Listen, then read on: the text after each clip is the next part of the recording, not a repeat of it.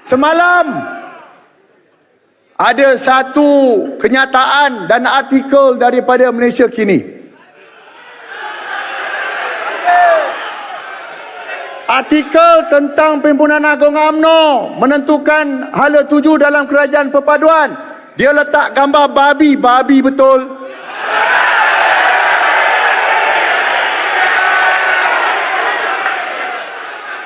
Saya nak bagi tahu kepada Malaysia Kini,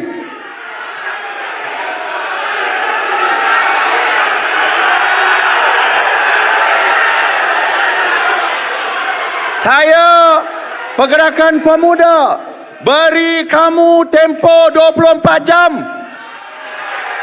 Kami tak nak kamu buat artikel bodoh minta maaf, tak nak. Tapi kami tuntut kamu datang Dewan ini, kamu minta maaf secara terbuka.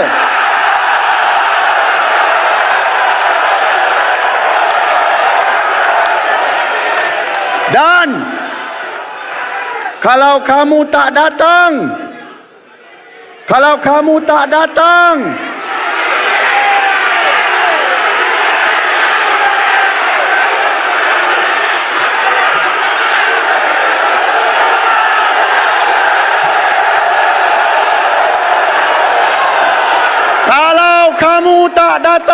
dan minta maaf dalam Dewan ini, kami pemuda akan pergi kepada kamu.